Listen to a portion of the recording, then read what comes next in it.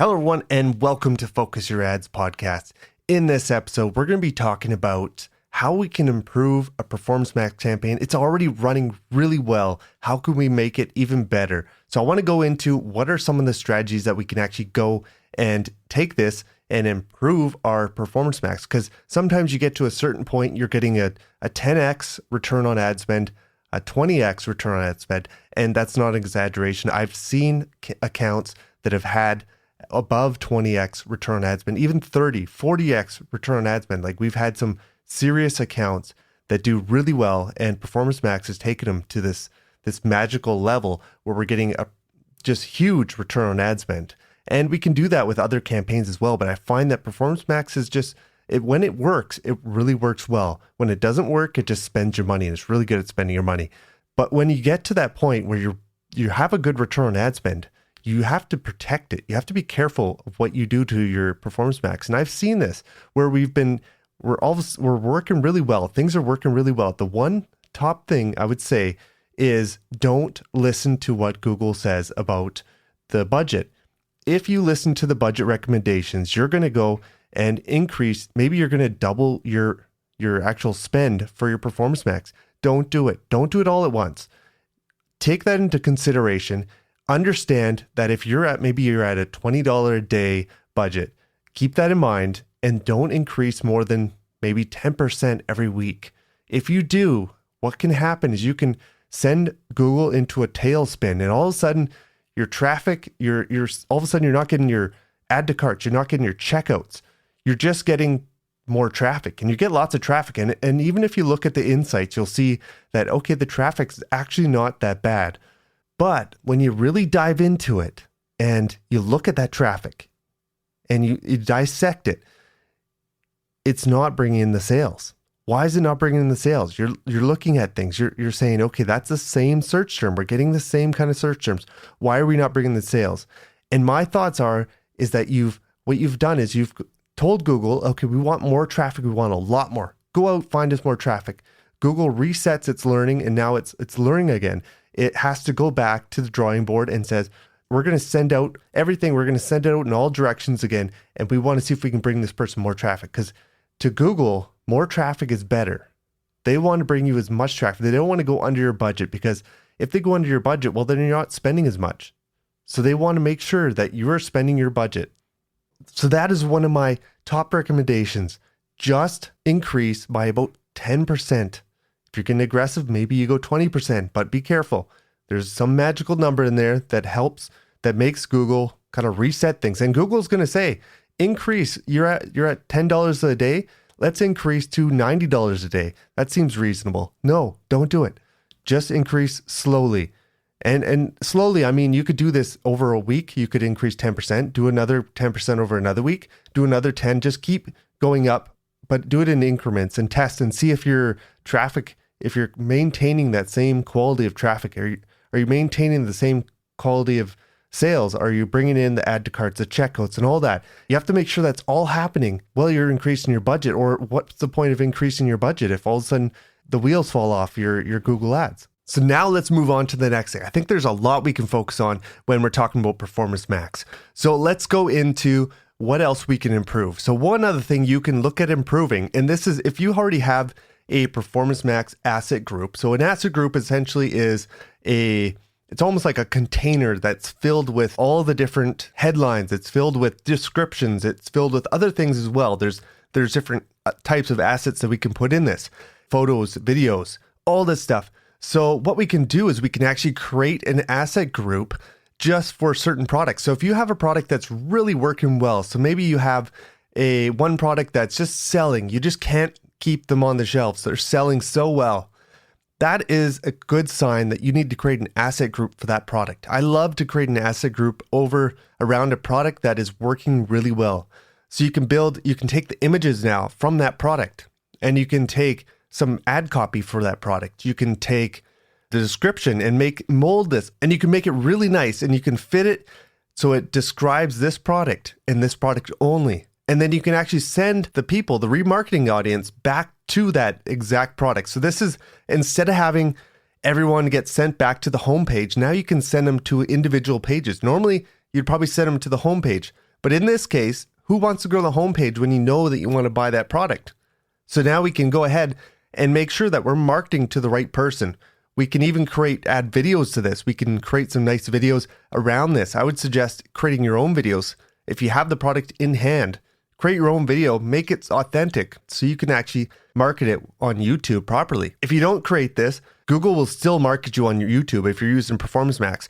They will use your ad copy and they will use some music and they'll put it all together in kind of a slideshow. It's not a bad looking package, but I prefer, if you can, to have an actual video of that product and then bring that into your Performance Max, especially if it's based on a certain one product. Like if you have a whole bunch of products and now you have a bestseller, I would put everything into that one asset group and just really push that one product. Speaking of that, you can also do other things, like you can update your ad copy. So you can go through all your ad copy and just update it. And if you're running out of ideas, try using like a ChatGPT. That is a great tool for coming up with ideas on how to write your ad copy.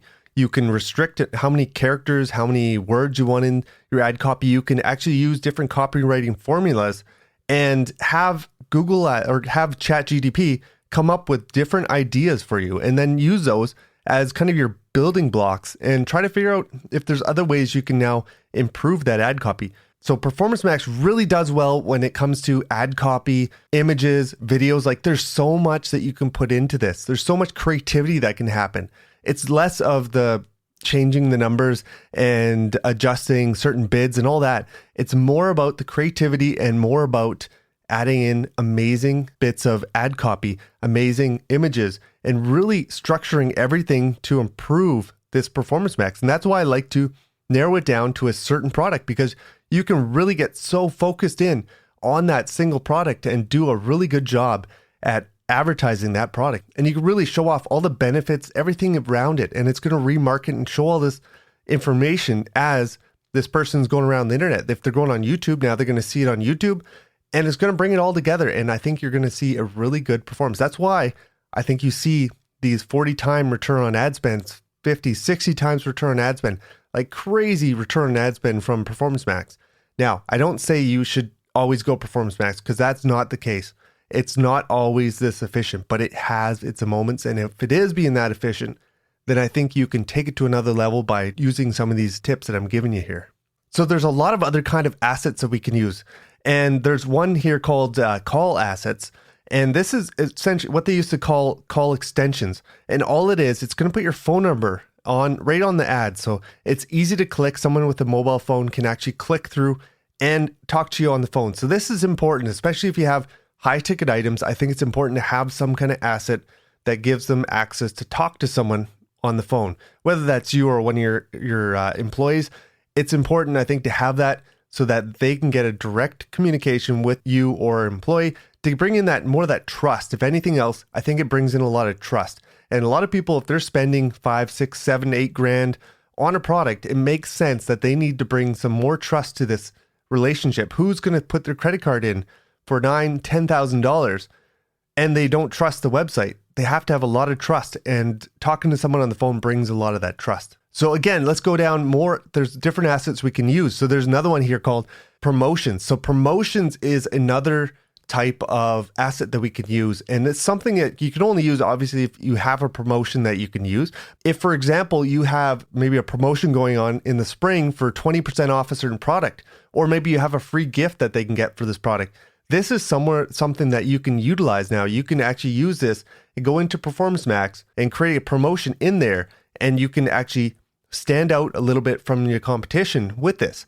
Now, keep in mind that if you're using shopping ads, you're also going to have to go into your merchant center or to your feed and have it promote your promotion that way, because this won't automatically create promotions on your shopping ads, but it will create promotions in your search ads and in other places that Google is going to be advertising. So it's important to remember that you do have this option if you have a promotion that comes up. Another one here is price asset. You can go in and you can actually create different prices. So you can show off the prices right on your ad. You have to have a minimum of 3 products, I believe.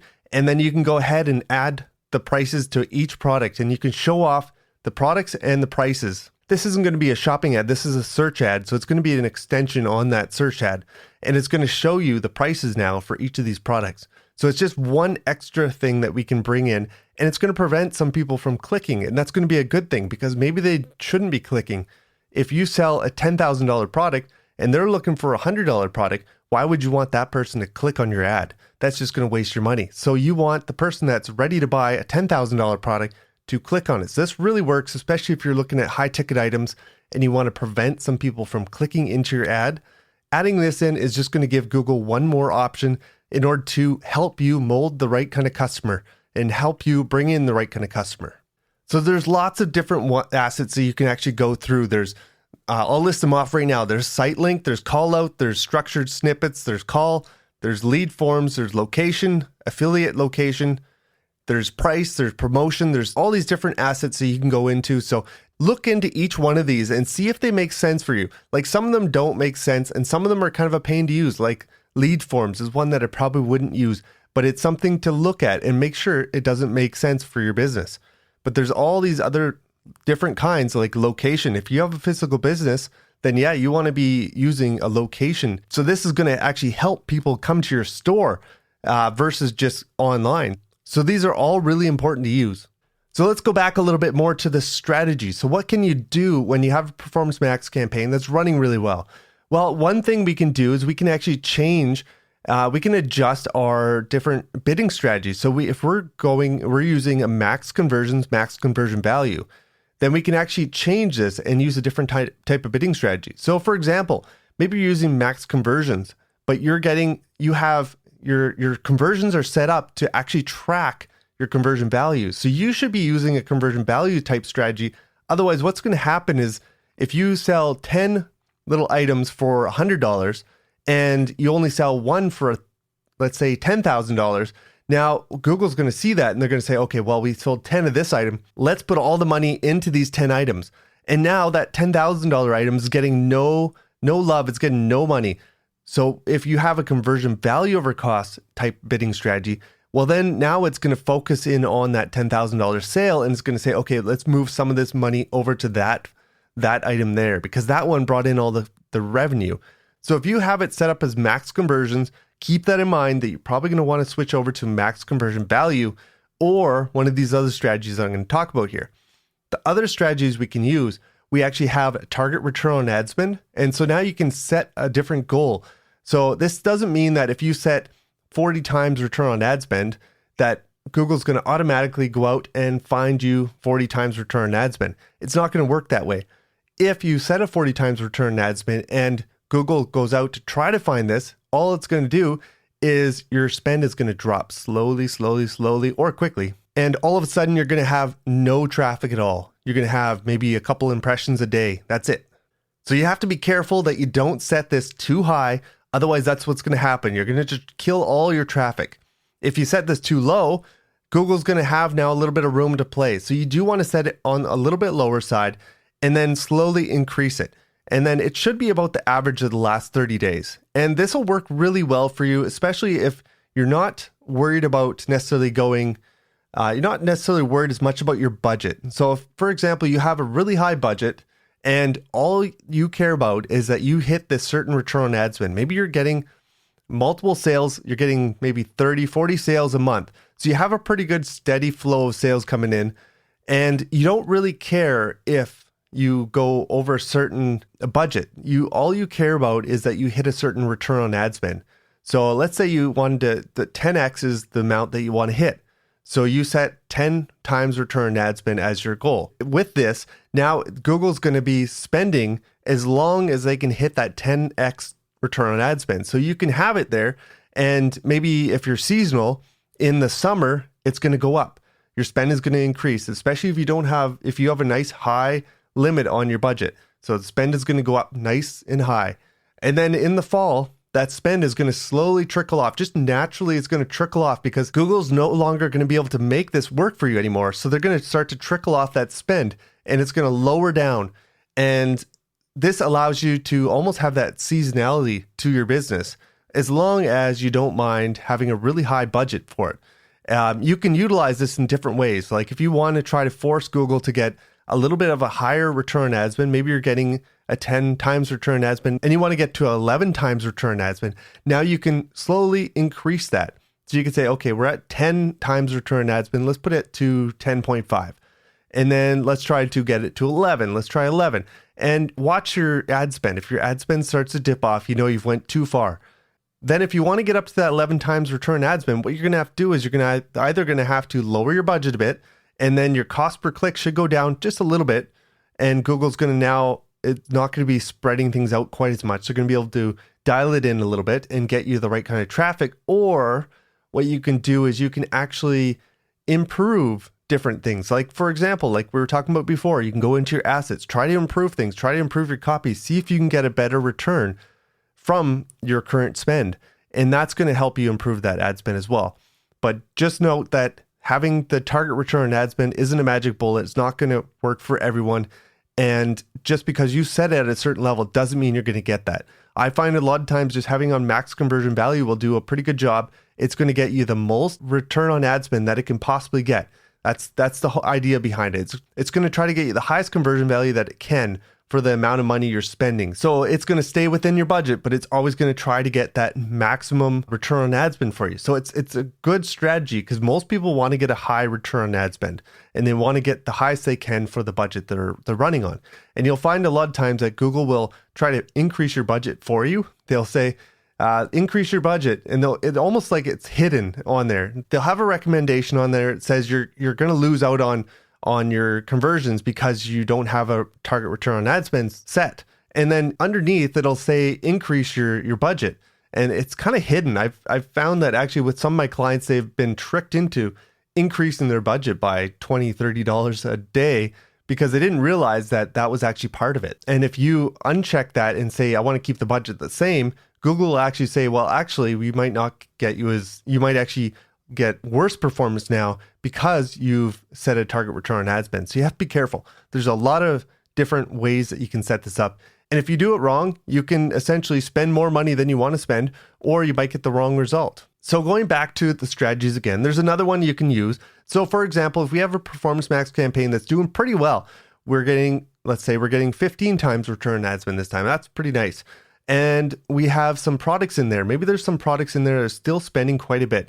And you know that they're only worth maybe $100 and they've already spent $100 on that product, but you don't want to turn it off completely. What you can do is you can actually create a second campaign, Performance Max campaign, or you can create a different kind of campaign like a shopping campaign. But in this case, let's say we stick with Performance Max and we create a second Performance Max campaign. Make sure that you take those products out of the Performance Max campaign that's getting that 15 times return on ad spend. And now we're going to move them into this other one. And now we can control the budget on that. So we have a little more control. So we could have this as like our low performance campaign. And then we have our other one, which is our high performance campaign. And having the difference there will allow us to take control of that budget and spend where we need to spend. It's going to give us all that control back. Even though Google's now controlling the bids, we can now take a little bit of control back with our budgets and we can control things. You could do this with 3 different levels if you wanted. If you have a big enough campaign, I don't suggest doing this with someone that's only spending $1,000, $2,000. This is for a big account. If you have a big account and you want to control some of that performance, you can do that with having multiple Performance Max campaigns. Just keep in mind that you want to separate them out and make sure all the products that are in one campaign are not in the other campaign. So you want to separate the campaigns with different products. Because if you keep the products in both campaigns, they're both essentially going to run and you will be doubling the budget for whatever products are in both of them. So you might do the opposite of what you wanted to do. So last thing, I want to just touch base on this neat tool that they came out with recently. This is a Performance Max experiment. So you can actually use Performance Max and now experiment against shopping campaigns. So if you're not already running Performance Max, I suggest trying this out. You can do it at a 10% increment, 30 or 50% increment, and you can actually test your campaign against a shopping campaign. So you go into your campaign and now you can set up an experiment. It's called an experiment and it's a Performance Max split test essentially with a shopping campaign. You can do this with another campaign as well. But the one I like to use is shopping, and then you could split it between the two. Before this, you couldn't do a split test without actually dividing up the products. And this way, now we can actually do a proper split test because Performance Max is now going to get all the products and your shopping campaign is going to get all the products. And Google's going to do the splitting and it's going to split things up, whether it's 50%, 30%, or 10%. Just make sure you're careful with the budget because you actually have to do the budget splits yourself. Google doesn't do that. In a normal experiment, Google will actually split up the budget. In this kind of experiment, Google won't do that. So you have to take the budget of one of them and divide it in half and give it to the other one. Or if it's 10%, you'd have to divide the budget and make sure only 10% is on the Performance Max and the 90% is on the shopping campaign.